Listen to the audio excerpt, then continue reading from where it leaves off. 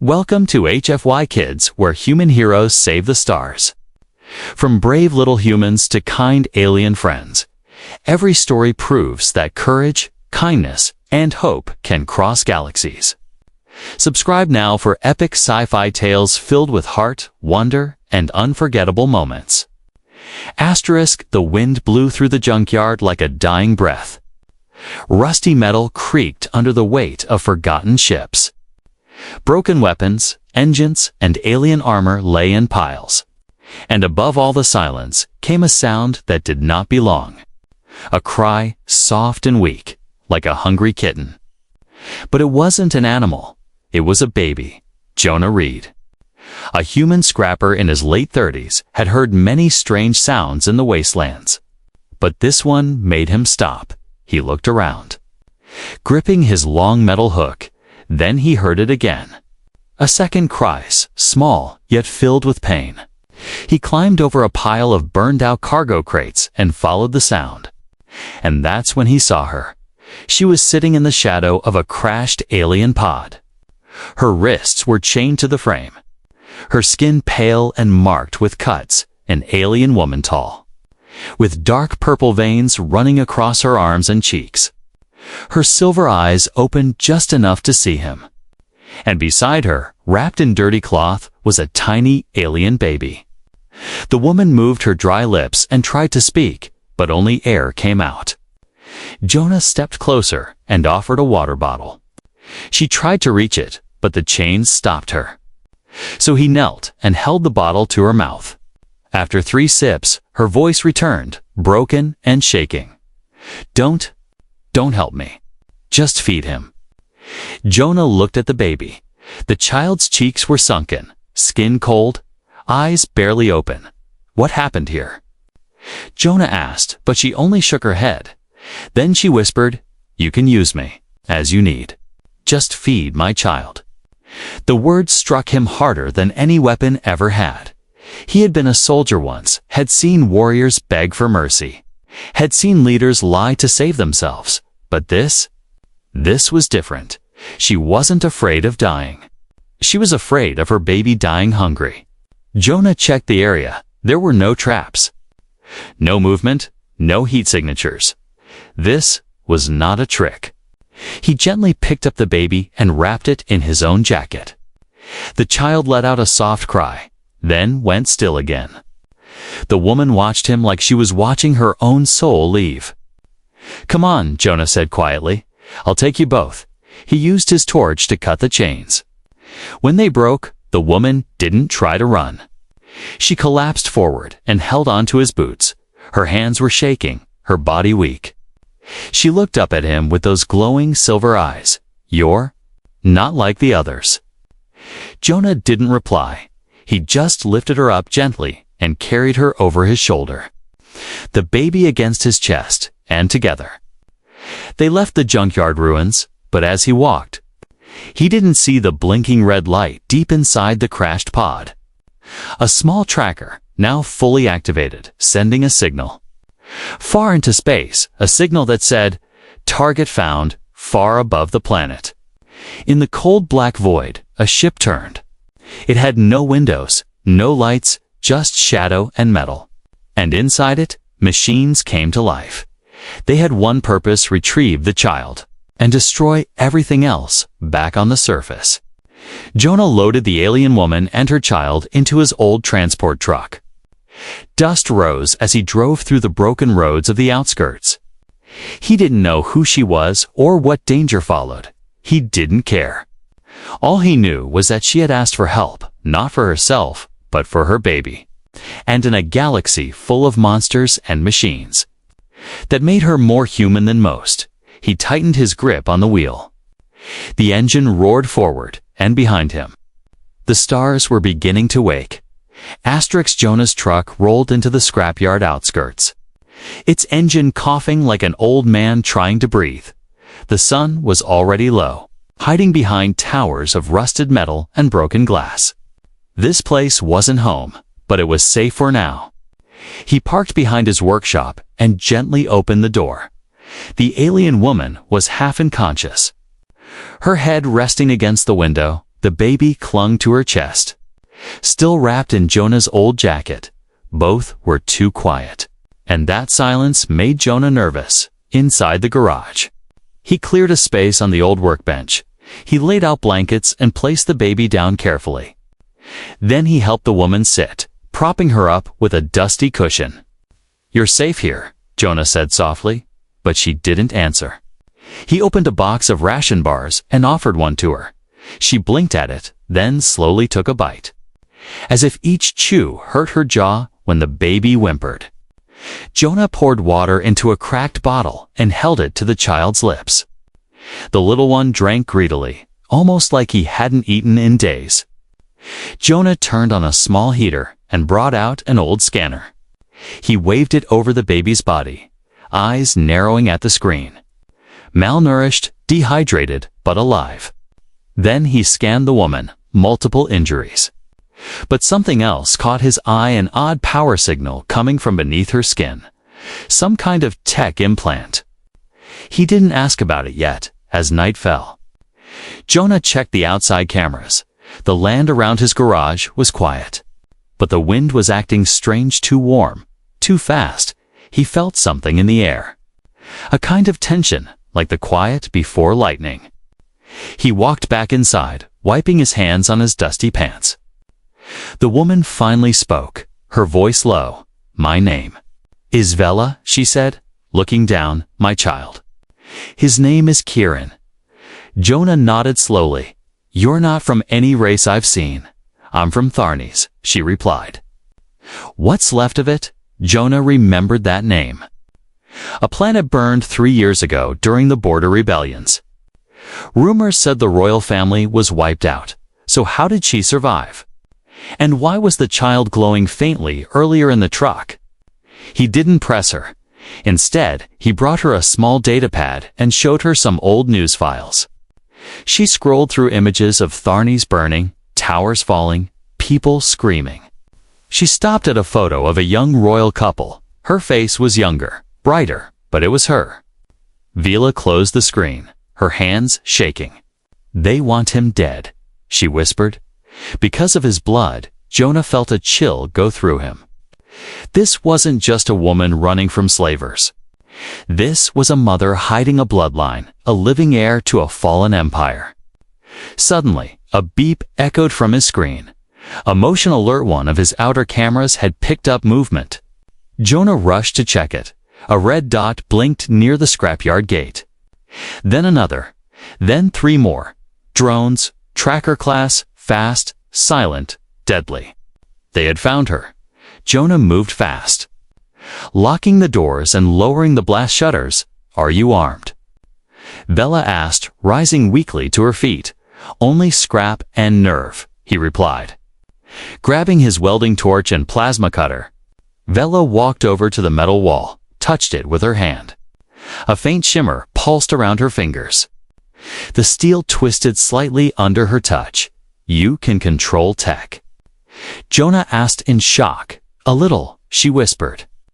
"But it takes my strength." Jonah stared at her. She wasn't just running. She was powerful, maybe even more than she realized. The first drone hit the gate, sending sparks flying. Jonah handed the baby to Vela. "Stay back, protect him." She looked at him with wide eyes. "You don't have to do this." Jonah gave a bitter smile. "You asked me to feed your child," he said. "I didn't know that meant feeding him hope too." The second drone slammed against the side door. Jonah stood ready, his tools glowing in hand. And somewhere outside, a deep mechanical voice said, "Return the child, and you may live." Jonah whispered under his breath, "Come and take him then." And just like that, the battle for one child's future began. The attack had ended. 3 drones lay burning in the dust outside Jonah's garage. Their parts still sparked, but their red eyes were dark.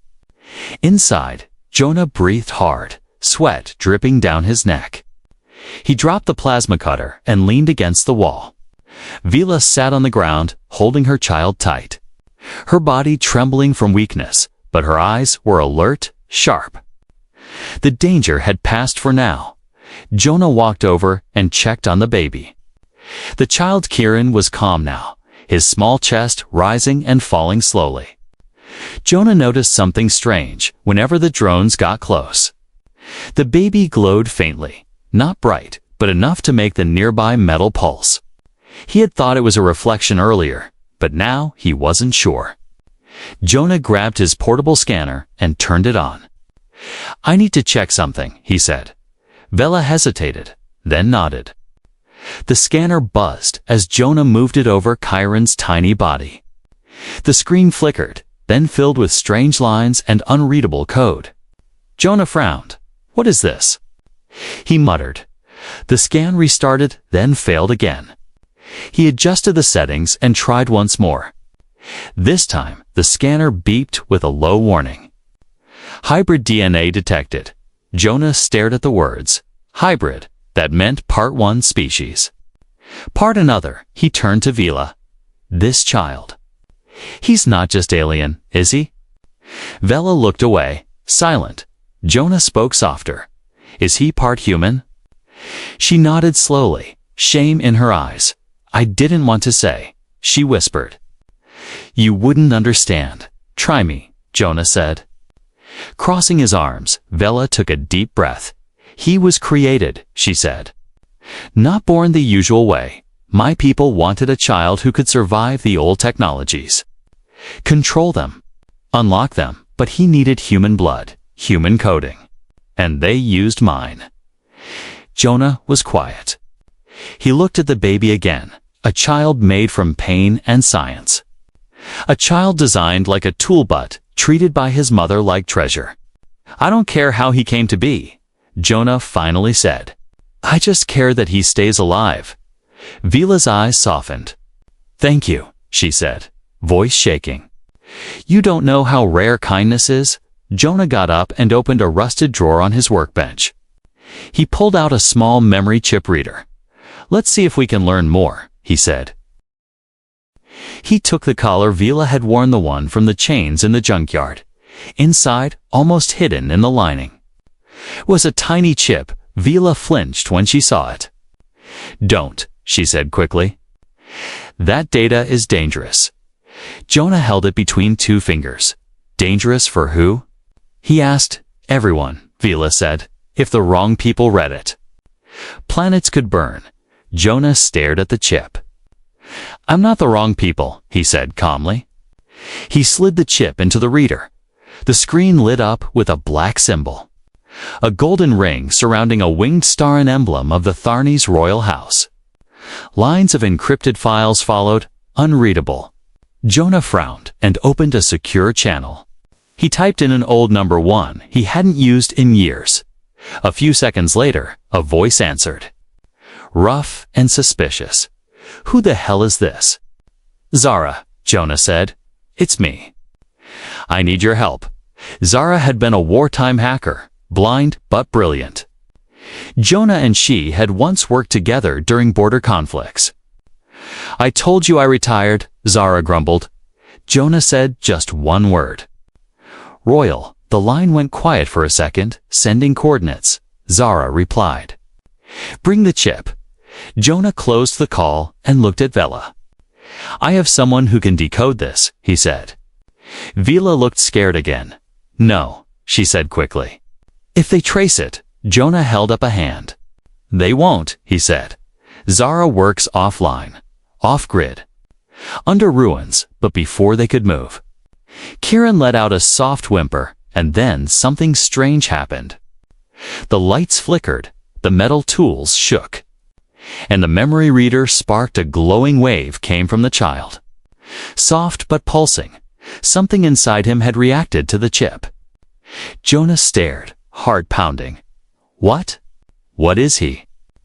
Vela looked at her child, her eyes full of fear and love.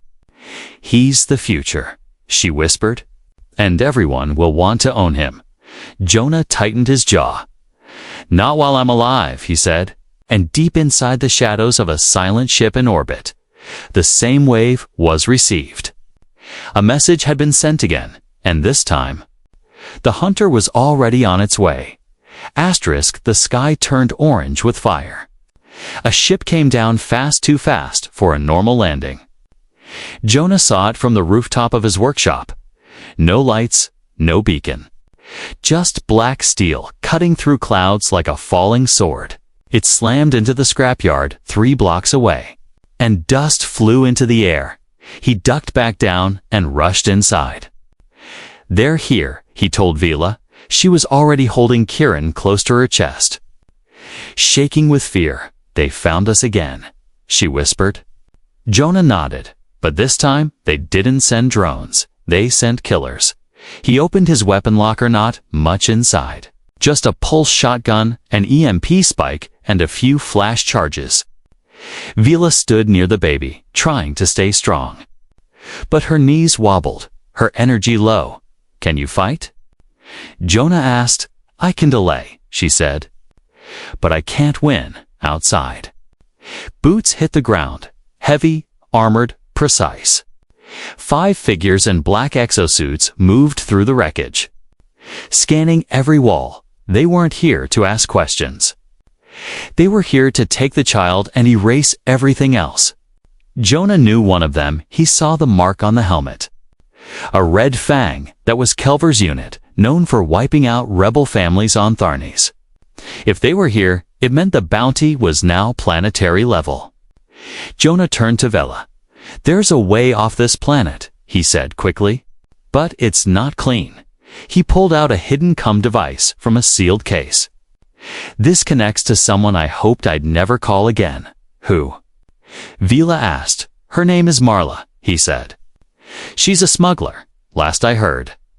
She was still trading safe passages for blood credits and secrets. Jonah hit the call button. It buzzed, then connected. A voice came through. Sharp and amused. Well, look who's still breathing." "Need an extraction?" Jonah said. "Urgent. 3 passengers, 1 infant. Why should I help you?" She replied. Jonah clenched his teeth. "You still owe me." Silence. Then a sigh. "Location?" Jonah sent it. "You'll owe me after this," Marla warned. "And I collect heavy fine," he said. "Just be fast." He turned to Vela. "She'll come in 15 minutes. We need to survive until then." Gunfire erupted outside. The mercs had found the entrance. Jonah tossed a flash charge toward the door as it blew open. The blast blinded 2 of them, and he fired the shotgun at the 3rd. The 4th leaped over the wreckage, heading toward Vela and Kieran, but before he could reach them, the ground around her shimmered. The baby cried, and the tools on the shelves shot forward like arrows. Screws, wires, sharp metal, all launched by unseen force. The attacker fell back, armor sparking. Vela collapsed after the effort. Her breathing weak, Jonah rushed to her side. "Don't use your strength like that," he said. "You'll burn yourself out." She smiled faintly. "He's growing stronger," she whispered. He did most of it. Another explosion shook the building. The 5th merc had launched a missile into the side wall. Jonah threw up the EMP spike. Its blast knocked out the suit's systems. The merc fell, frozen like a statue, but the rest were regrouping, and fast. A sudden voice rang in Jonah's comm. "Landing now," Marla said, outside. A small black ship uncloaked between the towers. Its wings hissed steam, and a side hatch opened. "Move!" Jonah shouted, lifting Vela and grabbing the baby. They ran through smoke and fire. Bullets flew past them, pinging off steel and glass. Marla's ship opened its shield just long enough for Jonah to leap inside with Vela and Kieran. The door slammed shut behind them. The ship roared upward, disappearing into the clouds inside. Marla stood with arms crossed, a smirk on her face. "Nice to see you again," she said. "Don't," Jonah warned, pointing a finger. She looked at Vila and the child, her smirk fading. "That baby. Is that?" "Yes," Jonah said. "And we need to vanish." Marla nodded slowly. "It's gonna cost you everything," she said. Jonah reached into his jacket and handed her a small crystal cube. His last identity key, his freedom, everything. "I said I'd help them," he said quietly. "And I meant it." Vela stared at him, shocked. "You gave up your life for us." Jonah shook his head. "No," he said. "I gave it up the moment you whispered. Feed my child," and outside, in the stars, more ships began to stir, because now the child was off-world and the real hunt had begun. The smuggler's ship dove low between mountain ranges. The engines glowed red as wind howled across jagged cliffs. Inside, the walls rattled, and Marla cursed under her breath. "We can't go up any further," she shouted. "There's a blockade above the stratosphere." Jonah leaned over the pilot console. "Scanning the map, there's one way left," he said. "But it's not safe." Vela held her baby close, trying to stay upright as the ship shook again. Kieran made a small sound, not quite a cry, more like a pulse. And once again, the lights flickered. "Storm tunnel," Jonah said, pointing to a narrow gorge deep below the surface. "It's an old planetary vein used for mining centuries ago. No one's flown through that in years," Marla warned. "Then no one will be watching it," Jonah replied. The ship twisted and dropped like a falling star. They entered the tunnel walls so close. The wings almost scraped them. Lightning crackled outside, flashing through cracks in the rock. This was no normal storm. This storm was alive. Electromagnetic waves burst through the stone, disrupting systems every few seconds. Kieran began to glow again. Jonah watched the baby. The glow wasn't random, it had rhythm, a beat, a pattern. "Something's syncing with him," he whispered. Vela looked down at her child. "Ancient tech," she said softly. "This tunnel is built over one of the old control networks. He's reacting to it." Suddenly, alarms blared. A shockwave hit the ship from below, sending it spinning. "Stabilizers offline," Marla shouted. "Gripping the controls, we'll crash if we keep going." "No," Jonah said. Looking at Kieran, "Let him guide us." "What?" Marla and Vela said at the same time. Jonah moved to the front, holding Kieran carefully. He lifted the baby toward the console, as strange as it sounded. Something in his gut told him this was right. The baby reached out a small hand, and the ship on its only velled. The systems flickered, then changed. Ancient symbols lit up across the walls. The ship was no longer flying yet, was riding the pulse of the tunnel. Vela stared with wide eyes. "He's not just royal," she said. "He's a key." Jonah's heart pounded. "A key to what?" Vela looked at him, her voice trembling, "to the machines left behind by the creators. Not even our rulers could control them, but Kieran can." As the ship moved deeper, walls around them began to glow with alien lines. Images appeared, cities long buried, machines the size of moons, weapons too large to imagine. It wasn't just a tunnel. It was a vein of forgotten power. Suddenly, a sharp jolt threw them sideways. A hunter ship had entered the storm from the top. It wasn't flying neat, was diving. "They found us," Marla shouted. The enemy ship fired plasma shots, shaking the walls of the tunnel. Shields down to 30%. Jonah gritted his teeth. "We need to seal the way behind us." Vela looked at Kieran. "He can do it, but it'll take everything I have to focus him." She sat down, placing Kieran in front of her. Her hands hovered over his chest as she closed her eyes. The baby's glow intensified, lighting up the entire cabin. A deep sound echoed through the rocks, like a drum waking up. The tunnel behind them began to collapse. Stone and steel crushing the enemy ship in a thunderous blast, but Vela fell backward, her body limp. Jonah rushed to her side. She was breathing, but barely. "She gave too much," he whispered, holding her hand. The ship emerged from the tunnel mouth into an open cavern. A platform rose from the ground as if waiting for them. They landed gently, systems going silent. For a moment, there was peace, but the weight of what just happened hung heavy. Jonah sat with Villa Kieran in his arms. "She saved us," he whispered. "You both did." Kieran's glow faded as he fell asleep in Jonah's arms. Marla stepped forward. Her voice low, "That child. He just controlled a piece of tech older than our maps." Jonah looked up at her. "I told you," he said. "He's not just a baby. He's a turning point." Far above, satellites blinked offline. Signal towers went dead, and across several star systems. Old machines started to stir because the key had been touched. And the countdown had quietly begun. The air inside the cavern was heavy and still. Only the soft hum of the ship's core could be heard.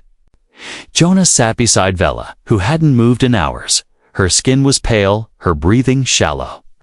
Kieran slept quietly in Jonah's arms, warm and peaceful. But something inside Jonah burned. He had seen soldiers fade like this before, strong, proud. And then, suddenly, gone. Marla paced near the edge of the platform, her boots clicking softly. "This place gives me the creeps," she said.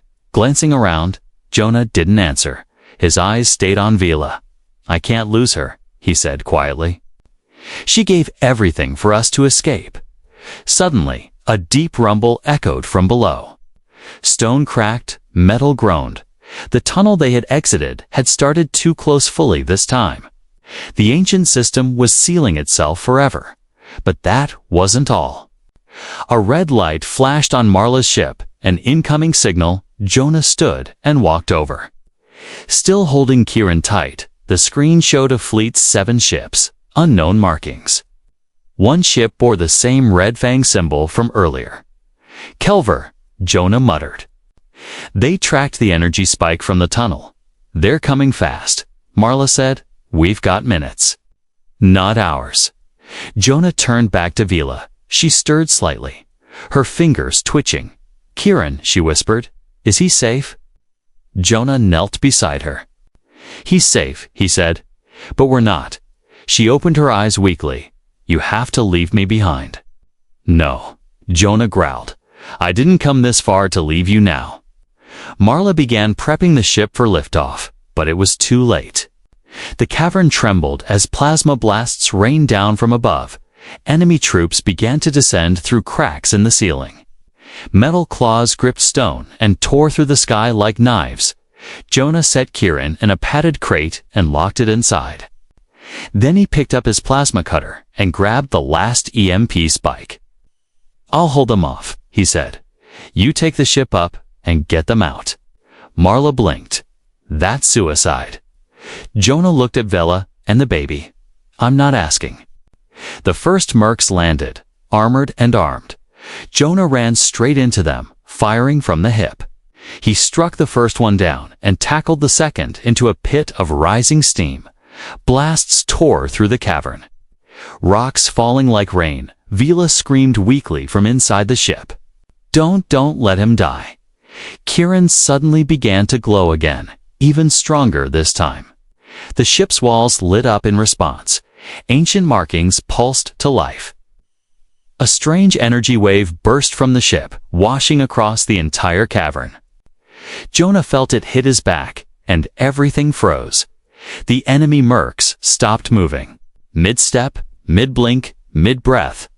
All of them locked in place as if time had paused. Then their armor cracked, crushed inward by invisible pressure. Each suit imploded, silent and clean. And then they were gone.